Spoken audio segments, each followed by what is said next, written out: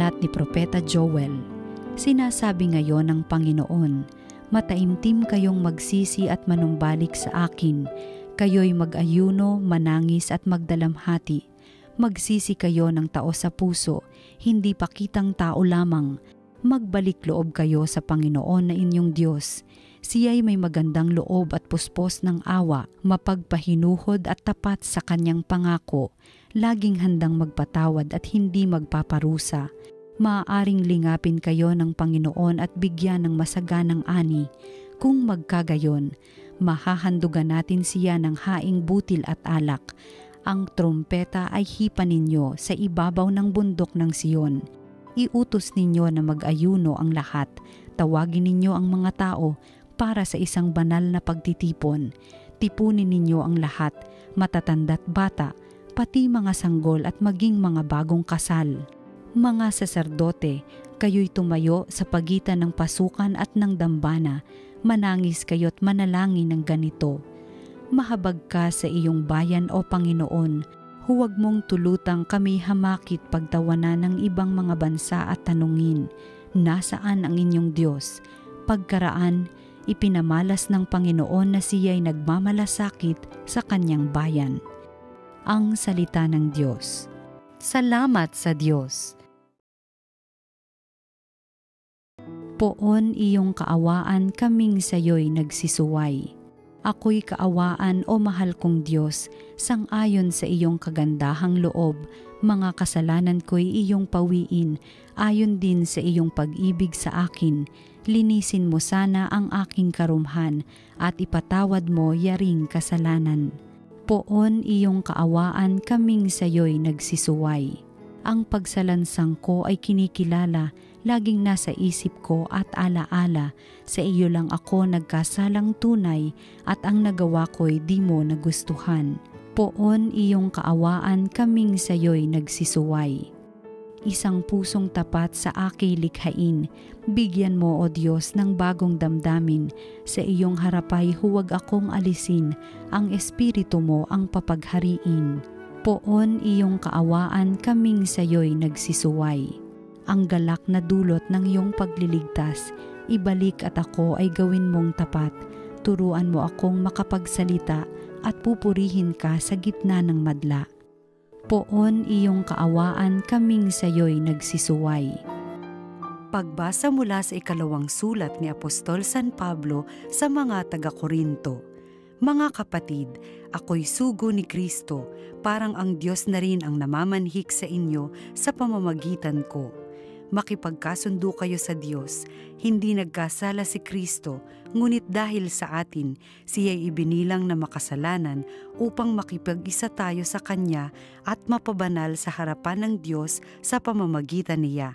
Yamang kami mga katulong sa gawain ng Diyos, ipinamamanhik namin sa inyo na huwag ninyong sayangin ang pagkakataong ibinibigay sa atin ng Diyos, sapagkat sinasabi niya, sa kaukulang panahon ay pinakinggan kita, sa araw ng pagliligtas sinaklolohan kita. Tingnan ninyo, ngayon na ang panahong nararapat, ngayon ang araw ng pagliligtas. Ang salita ng Diyos. Salamat sa Diyos.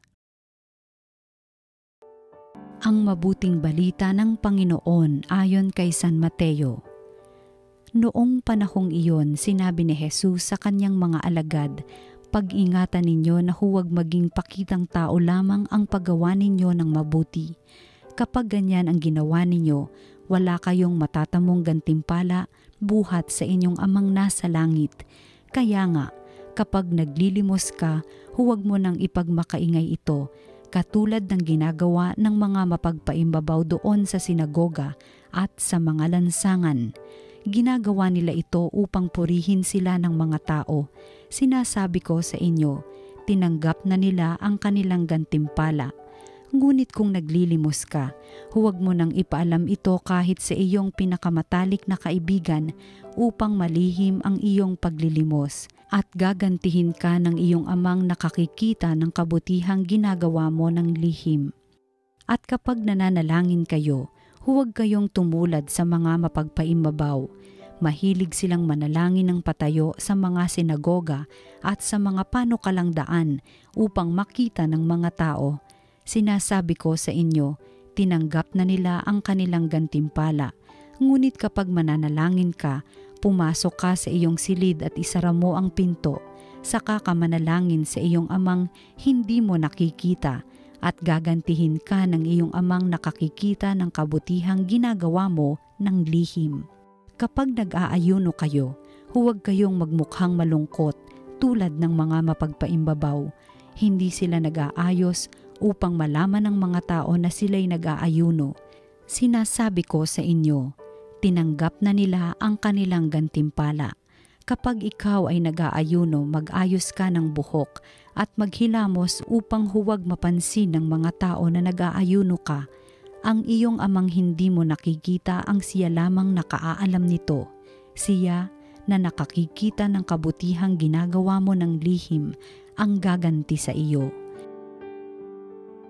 Ang mabuting balita ng Panginoon. Pinupuri ka namin, Panginoong Hesukristo.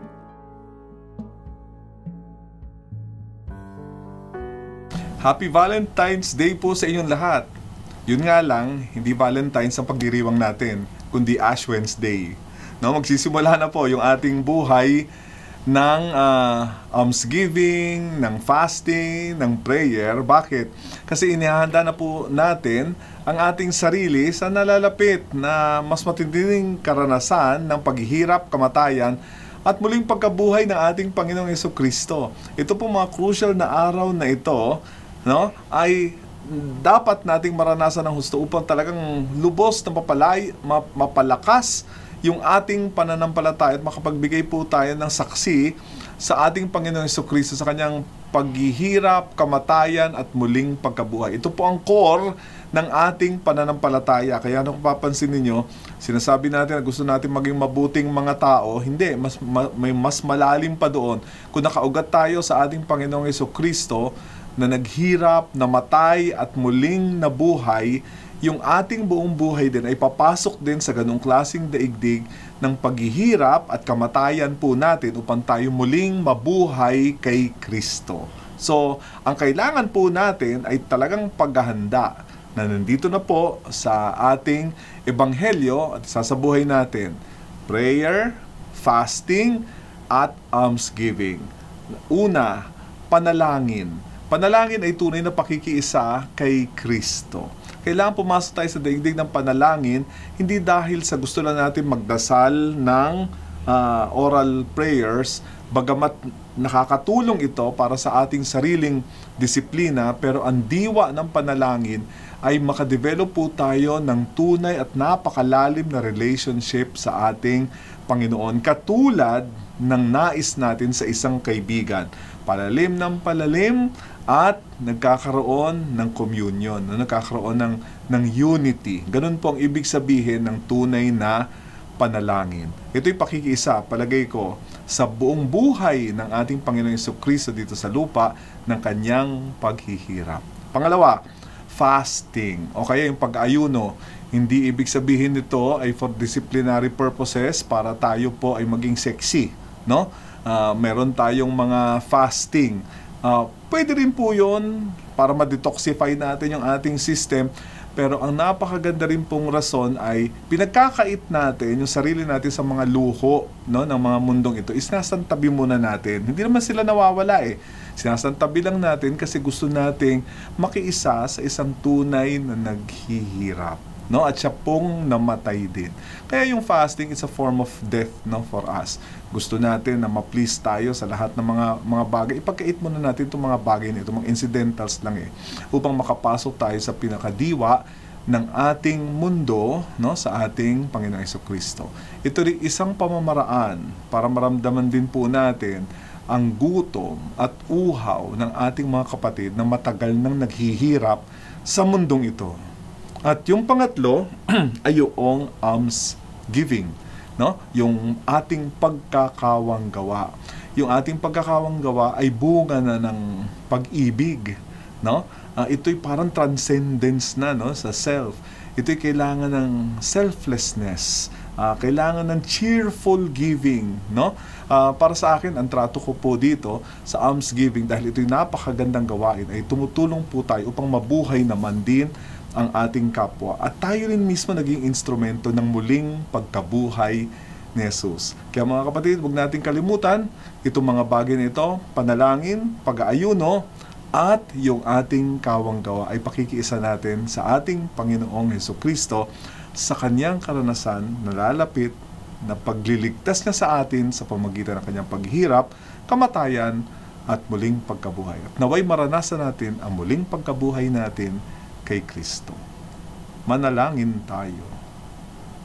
O Diyos, tulungan niyo po kaming gamitin ang mga araw na ito ng paghahanda sa misteryo Pascual,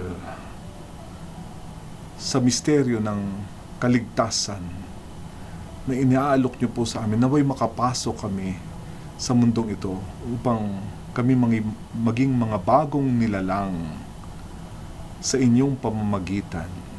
Tulungan niyo po kami sa pagpapanibagong ito sa pamamagitan ng inyong paghirap, kamatayan at muling pagkabuhay. Hiniling po namin ito sa pamamagitan ni Jesucristong aming Panginoon.